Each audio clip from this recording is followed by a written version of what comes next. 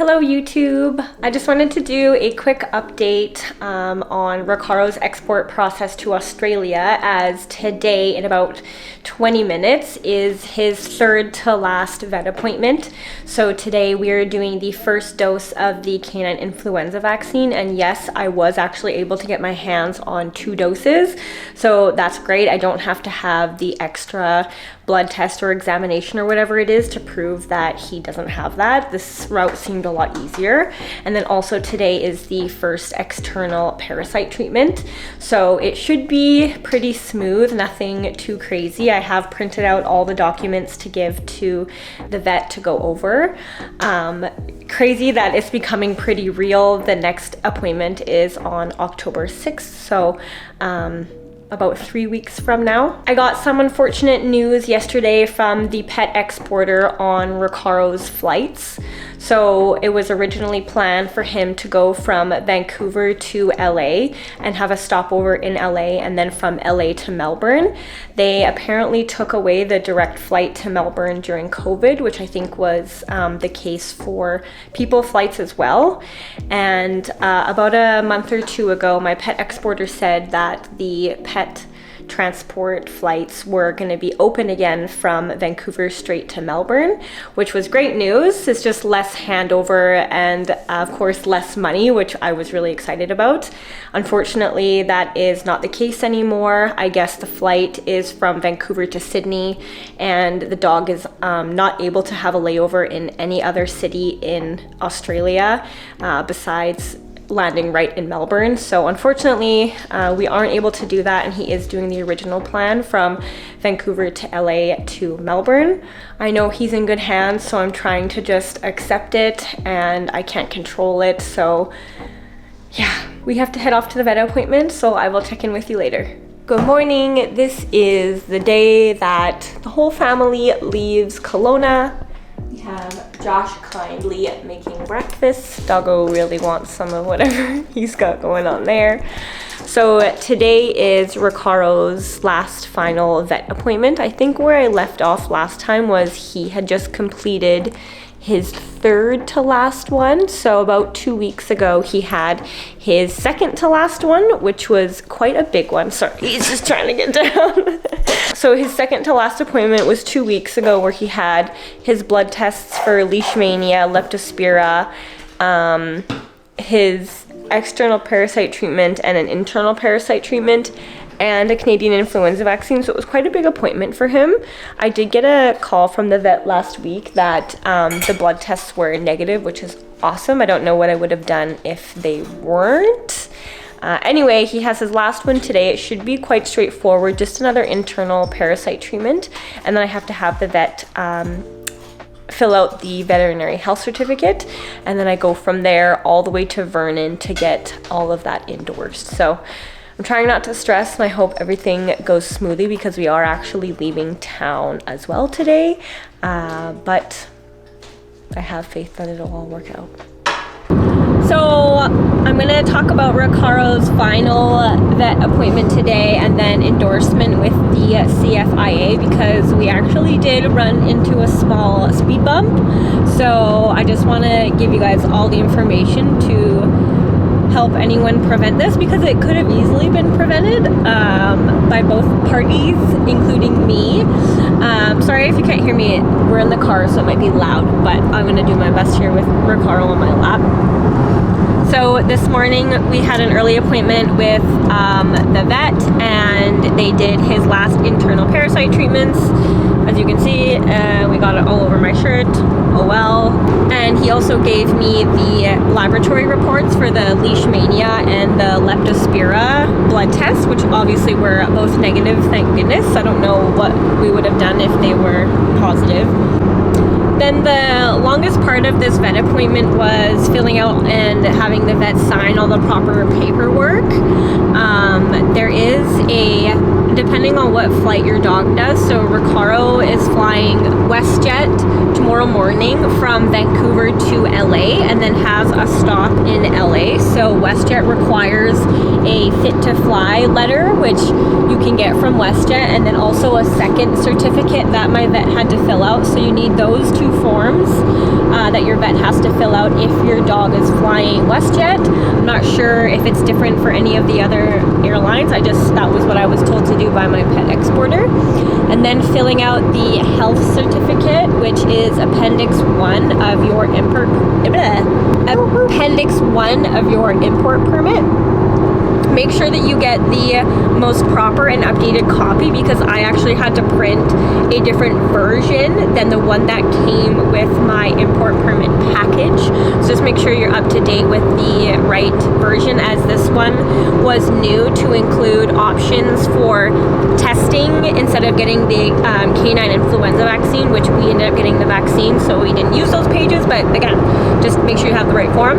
So my vet office didn't issue me a vaccine certificate for the canine influenza vaccine. You know, you usually get like a form when they do rabies. Well, the CFIA agent and the Australian government do want a rabies type certificate for the canine influenza. Leave me alone. For the canine influenza vaccine. So I actually had to have the vet office kind of like create a certificate for the canine influenza vaccine. And by this time we were already like an hour and 15 minutes at the vet, and I was running late for my appointment with the food inspection agency. So when they showed me that form, I just quickly looked over it, assumed that they had all the information on there.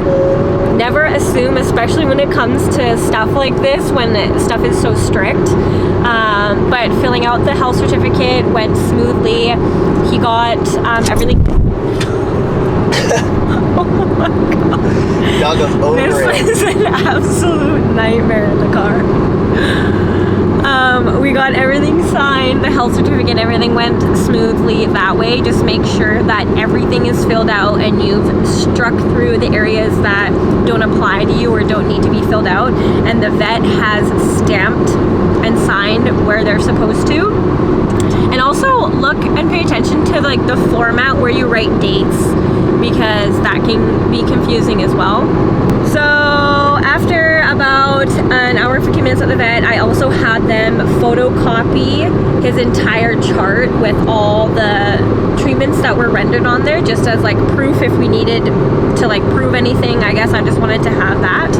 I went from there all the way to the food inspection agency office, which again is like a 45-minute drive from my house, and I made it just on time. I was like literally ripping in the car, and I gave all the documents to the official government vet, and I just had to like sit in the waiting room and wait for her and just like pray that there was nothing wrong. And she calls my name, and like just the tone of her voice, I knew something was wrong. And the certificate that the vet created for the influenza vaccine, they didn't put the microchip number on there. So I felt really stupid because I should have checked that, but I just kind of thought that's like the main thing that you need on all the paperwork. Anyway, it got missed, so I'm not blaming anyone. It's just like really frustrating that it's something like that was missed. So I actually had to call them and have them reprint another one and have the vet re-sign it and email that back to the food inspection office, which it didn't really take that much time, but it is just stressful when you're not even near the vet office at that time. I was like a 45-minute drive away, and we like are leaving today to Vancouver for him to fly out the next morning. So a little bit stressful. I definitely had a martini midway through this process to calm myself down. But anyway, just double check that the microchip number and everything is good. It takes 2 seconds. And for anyone wondering, and I will do again a big cost breakdown, but that only costs about $21 to have the endorsement.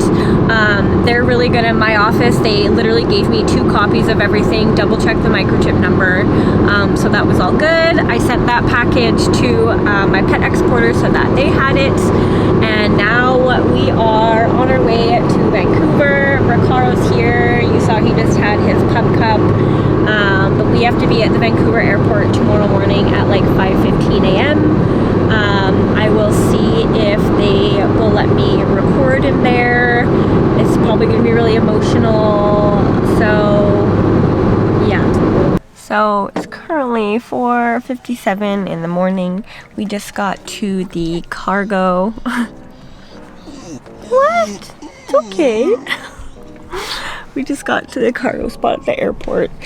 We're gonna make sure its kennel's all set up and take him in. So kind of dark since it's so early this morning. Gosh, it's taping and stuff. But it's quite roomy in there. We got a blanket and then a shirt and a sweater. Oh yeah, this did melt. Just wasn't frozen. That's okay. He's got ice in here for water, 2 of them. And this is a wee little home for a bit. Little 5-star puppy resort.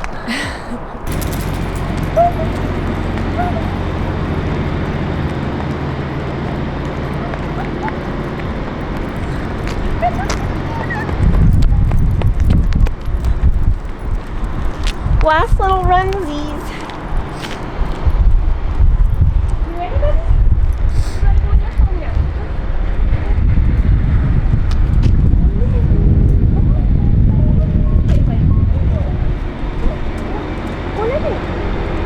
Good boy. Good boy. You have to stay there. I got treats for you. Imagine if you got off a leash here. No.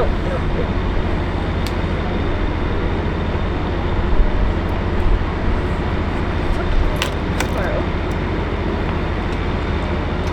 Good boy.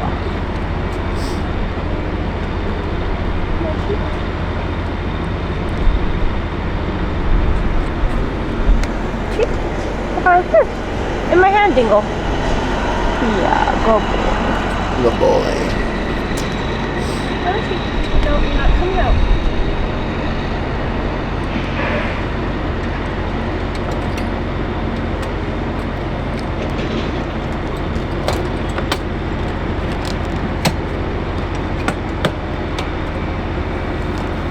Good boy. No.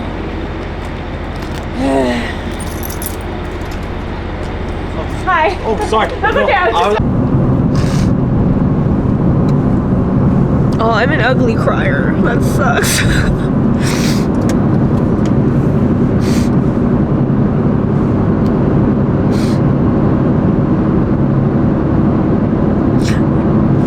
Oh, I need to get it together, man. The guys were really nice there, so I have really no reason to be upset, but And Doggo is happy. yeah, it's just hard. And it's really early in the morning and I'm tired. But it's hard, man. Holy.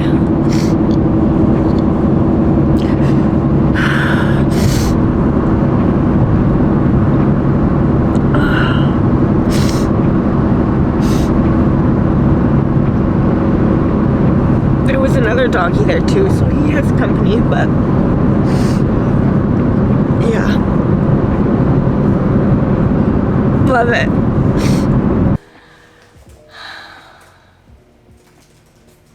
So we're finally in Australia, which is super exciting. We're in a cheap hotel room at the moment. We're kind of being nomads, but I wish that I could say that the dog process has been smooth, but it's actually been far from that, and I'm going to explain the problems that I have had along the way from the time he got on the airplane. So I think the last time we left off was dropping him off at the airport, that really emotional goodbye.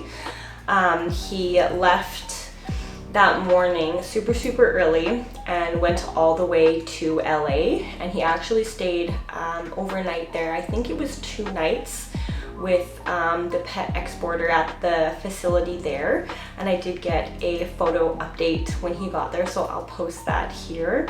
Look at his little face. That picture actually broke my heart. He looks so confused. He has no idea what the hell is going on. I know he was treated really well there though. So he left on October 27th, really early in the morning to LA. And then he stayed the night in LA from the 27th to the 28th and the 28th to the 29th.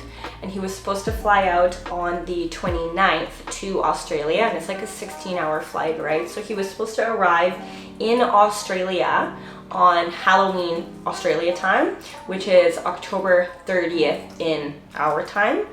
And while he was in LA, my pet exporter called to say that his flight had actually been canceled by Qantas. Luckily, this was about a day or two before the flight, so it wasn't like it was super last minute.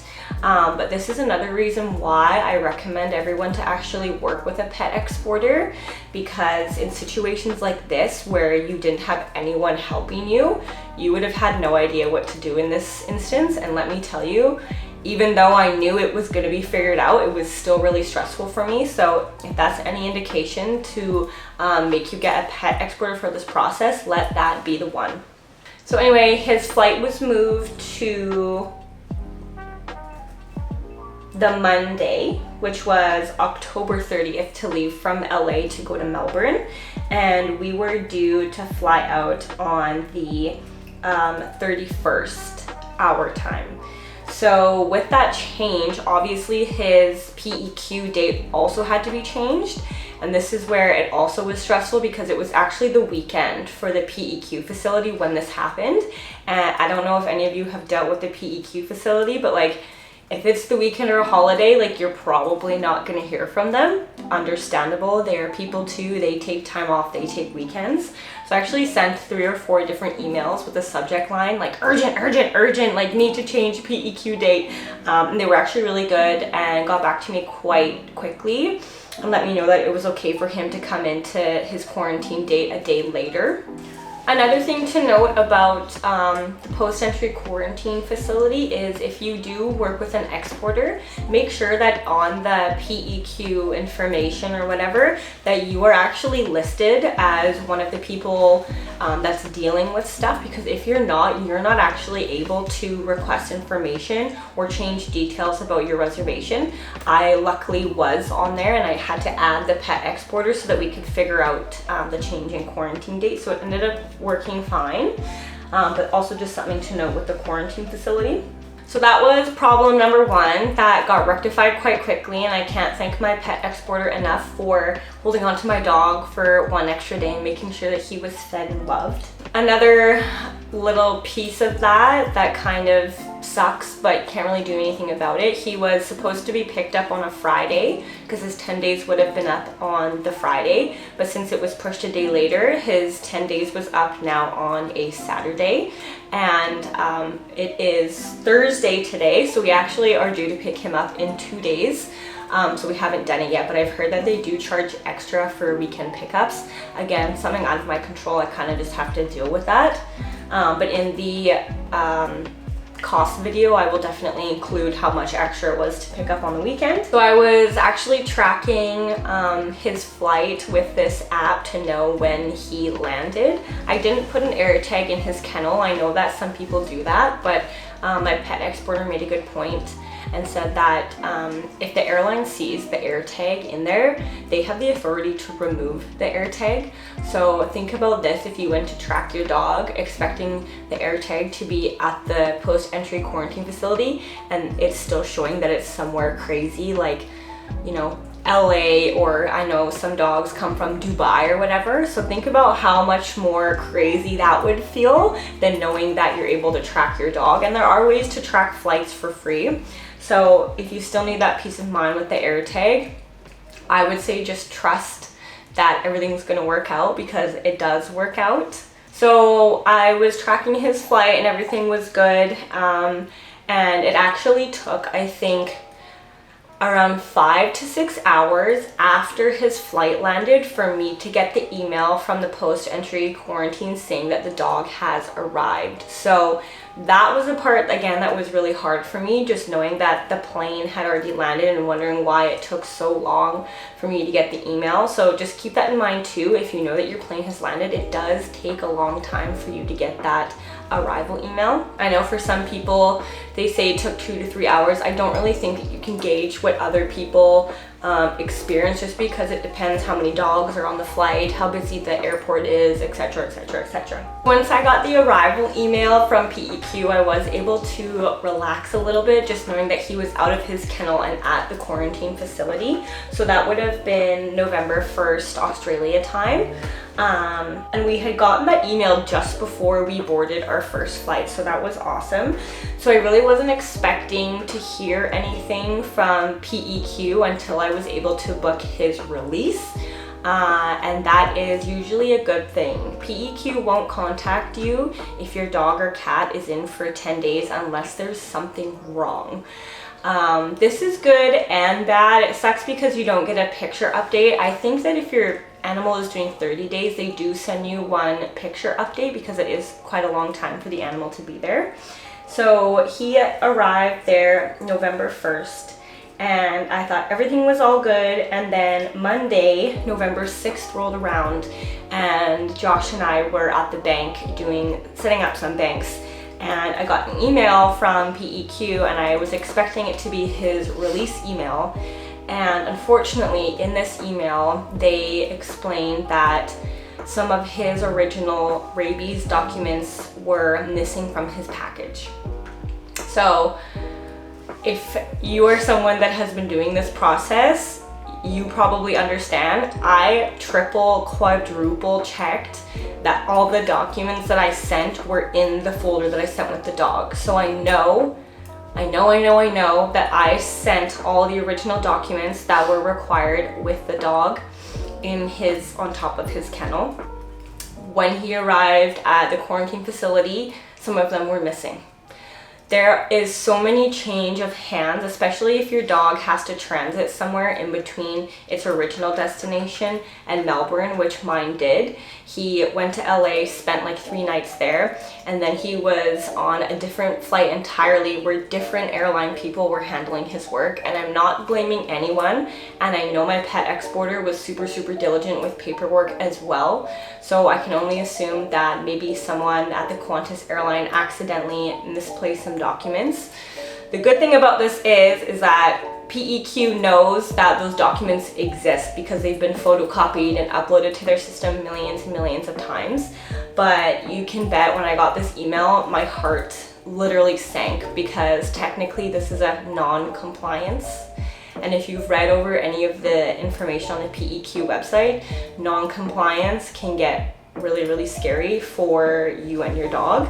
I know they are not quick to make decisions when stuff like this happens, obviously, because they know there's so much stuff that can happen in between the dog leaving and the dog arriving.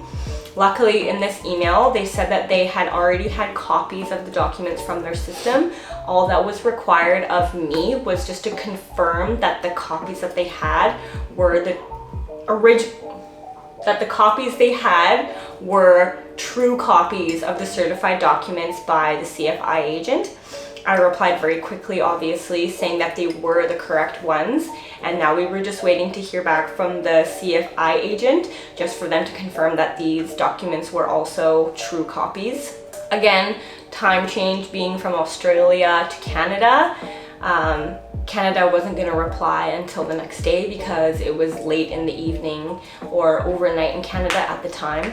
So needless to say, I was panicking a little bit because this was on Monday and we were due to pick him up on Saturday. So not only were they charging me $37 per 15 minutes to rectify this non-compliance, I was worried that this would also push his quarantine stay, and they do charge you $50 extra per night for the dog to stay.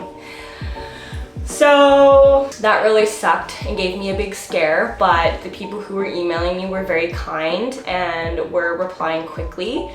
Unfortunately, again, there were just so many unfortunate things that happened that were like the perfect storm, because the Tuesday was actually the Lexus Melbourne Cup race day, which is a holiday for everyone in Melbourne. So the office at PEQ was also closed on Tuesday. Can't blame them. I was at the race course watching the horses race. So with that considered, I did email them Wednesday morning as soon as I woke up, just asking if the problem had been rectified, because I know that my CFI agent had replied as soon as she got the email.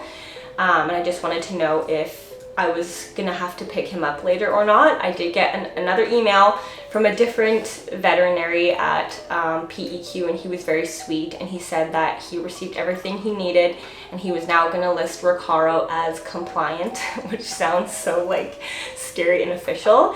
And he reassured me that his quarantine stay wouldn't be any longer and I should receive a link to book his release date very soon.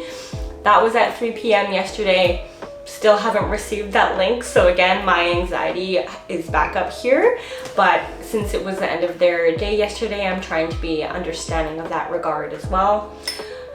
So all in all, couple road bumps. All it really cost me was more money, and honestly, probably a few years off your life. Yeah, maybe a couple years off my life, but in reality, it's already been so much money. Is a couple extra $100 really gonna matter? No. Does it suck that I did everything in my power to make sure that the proper documents were there and they still went missing? Yup, it sucks. Again, nothing I can do about it. It did get sorted out. And I just want to be clear, I'm not trying to scare anyone out of this process. I just want to be real and explain stuff that can go wrong, because I feel like this isn't talked about a whole lot, because it's already a very stressful process, and when these things happen it can almost make it feel like it's not worth it.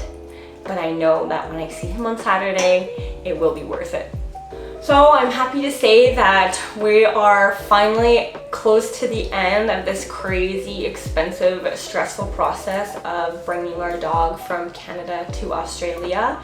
But we are loving Australia. It's honestly great here. If you have any questions about any of the problems or anything else that I faced in this process, feel free to comment on the video. I usually reply to all comments. If you'd like to see some of our Australian adventures a little bit more in depth, and I usually post more of the happy things on my Instagram account, you can follow me at lexi.kalena. Recaro is often in those posts as well. Thank you so much for watching. I hope this helps at least one person in their journey of bringing their dog to Australia. And the next video you see will be our reunion, so I can't wait.